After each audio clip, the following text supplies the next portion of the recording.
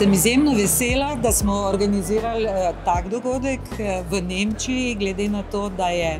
ambiciozen, dovolj ambiciozen, da imajo se možnost slovenska podjetja predstaviti, prav pa tako pa nemška, razumeti, kaj so nekje prednosti tudi v slovenskem gospodarstvu. Nimamo veliko takih priložnosti in da je to ravno šport tisti, ki zdaj združuje vsa ta področja. Osebno mislim, da je predvsem v skladu z hitrim tehnološkim razvojem glavna, bi rekla, moč slovenskega gospodarstva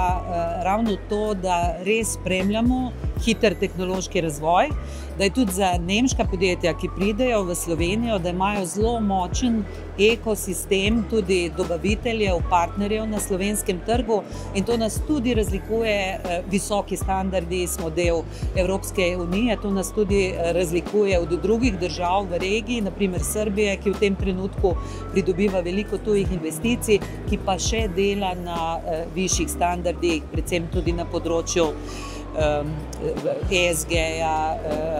zelenega prehoda in za nemška podjetja je izjemno pomembno, da so v okolju, ki te standarde že ima.